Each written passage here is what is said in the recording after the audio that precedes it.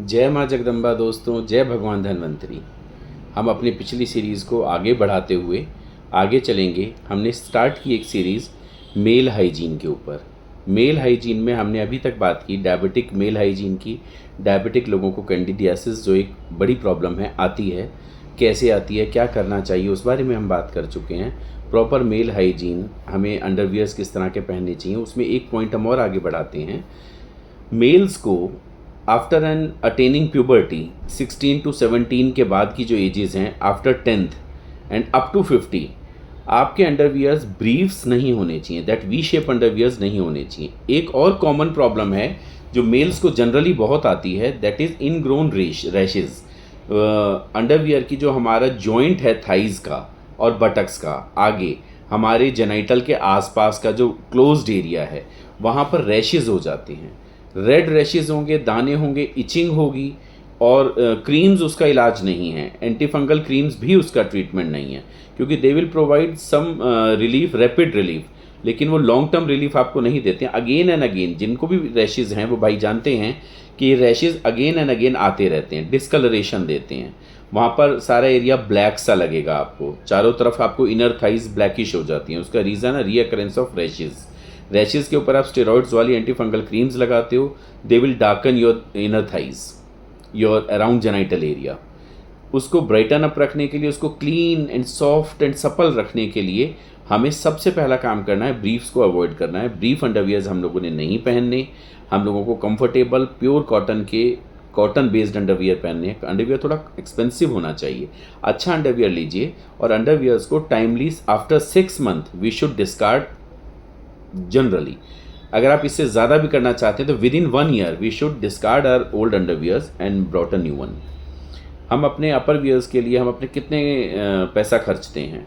हम अपने जीन्स के लिए, शर्ट्स के लिए, टी शर्ट्स के लिए, नाइट सूट्स के लिए बहुत सारा पैसा खर्चते हैं, लेकिन हम अंडरवियर्स और जो हमारे बनियान हैं इनको हम रेगुलरली चेंज नहीं करते।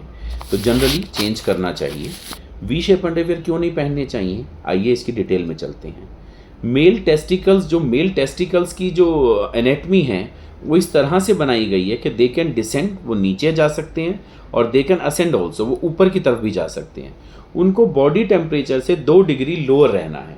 बॉडी जो टेम्परेचर है हमारा, हमारे टेस्टिकल सैक को, स्क्रोटम सैक को, उससे 2 डिग्री कम होना चाहिए, 2 degrees lesser than body temperature. तो इसलिए वो डिसेंड करती हैं और सर्दियों में वो असेंड करके ऊपर बॉडी के साथ टच करती हैं, तो to maintain temperature.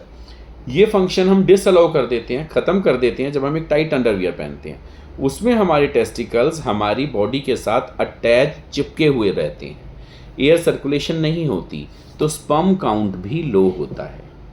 Sperm count इसलिए कम होता है क्योंकि स्पर्म्स बॉडी टेम्परेचर से कम टेम्परेचर में फ्रीज्ड रहने चाहिए, बट हमारा वो स्पर्म काउंट इसलिए कम हो रहा है टाइट अंडरवियर्स, उसके ऊपर पहनी जीन्स और बाइक राइड की। एक अलग सी बात बता रहे हैं, बाइक राइडर्स का भी स्पर्म काउंट कम हो जाता है, क्योंकि जब हम बाइक राइड करते हैं हमारा सारा प्रेशर, सारा ब्लड फ्लो जो है, वो प्रेशर जो मेंटेन होता है वो अंडरवियर एरिया पे होता है, जेनाइटल पे होता है। जेनाइटल बॉडी से चिपका हुआ होता है। बाइक में हीट है, बाइक की जो टैंकी है वो जस्ट हमें टच कर रही होती है, और वो काफ़ी हीटेड होती है हर टेम्परेचर में। धूप तो है ही ना बाहर, टेम्परेचर मिल गया, टाइट हो गया अंडरवियर, और जो स्क्रोटम सैक है वो बॉडी से टच कर गया, तो इससे भी स्पर्म काउंट लो होता है। दूसरा इस दिन आता है आपका smoking, any form of tobacco, वो गुटखा है, खैनी है, सिगरेट है, बीड़ी है, हुक्का है, एनीथिंग, जो भी फॉर्म ऑफ टबैको हम ले रहे हैं उससे हमारा स्पर्म काउंट लो हो रहा है। Male infertility day by day बढ़ती चली जा रही है। तो हमने दोनों पॉइंट से सोचना है, हमने अपने आप को हेल्दी भी रखना है, और जो अभी फैमिली प्लान करना चाहते हैं, अपनी अर्ली एजेस में हैं, उनको अपना स्पर्म काउंट भी मेंटेन रखना है। रैशेज़ की हम बात कर रहे थे, उसकी हम कुछ आज मेडिसिन्स पे बात करेंगे। बाज़ार में बहुत आराम से मार्केट में अवेलेबल हैं करंज तेल और नीम तेल, ये दोनों अलग अलग आएंगे।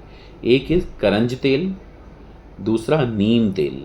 दोनों को बराबर मात्रा में मिला करके एक बॉटल में रख लीजिए, और जब आपको ये रैशेज़ जिनको हैं, कॉन्टिन्यूस क्रॉनिक रैशेज़ हैं, वो उसको डेली आपने नहाने के बाद उस एरिया को किसी कॉटन क्लॉथ से साफ़ किया और उस पर हल्का हल्का हल्का हल्का मसाज किया फॉर 2-3 मिनट्स ओनली, दोनों ऑयल्स मिला करके जो रखे हैं। और ये आपको सुबह और शाम दोनों समय करना है। ये वहाँ के फंगस को जड़ से ख़त्म करेगा। फिटकरी का पानी बना करके वॉश करना हम अपने फर्स्ट एपिसोड में आपको बता चुके हैं। इसके बाद एक मेडिसिन आती है नीम घनवटी। नीम का यूज़ स्किन के लिए बेस्ट है, नीम सबका वैद्य है। तो आपको नीम घनवटी, कंसनट्रेटेड नीम आता है, नीम घनवटी एक एक टैबलेट सुबह शाम ले सकते हैं। इसके साथ में आपको वॉश करने के लिए या तो कोई नीम वाला सोप या बेबी सोप, जो भी बच्चों की साबुन है जिनका पीएच कम होता है, हमें वो साबुन इस्तेमाल करना है, हमें कोई फ्रेगरेंस इस्तेमाल नहीं करनी है। थर्ड हम आते हैं, अगर हम नेक्स्ट एपिसोड में जाएंगे हम मेल इनफर्टिलिटी पर। स्पर्म काउंट्स क्यों कम होते हैं, हमारे डेली रूटीन में, लाइफस्टाइल में हम क्या चेंजेस करें जिससे कि स्पर्म काउंट बढ़ें और हमारा टेस्टोस्टेरोन लेवल बूस्ट अप हो। आर्टिफिशियल टेस्टोस्टेरोन लेने से कुछ नहीं होगा, देयर आर साइड इफ़ेक्ट्स। और अगर हम नेचुरल उसको बूस्ट करेंगे by adrenaline rush, by dopamine rush, exercises, तो और बेटर होगा। तो दोस्तों आज की सीरीज़ को हम यहीं ख़त्म करते हैं। बीच में सीरीज़ में गैप आ गया, मैं महाकाल गया हुआ था उज्जैन दर्शन करने भगवान भोलेनाथ के। आज आपके सामने मुखातिब हूँ। Thank you.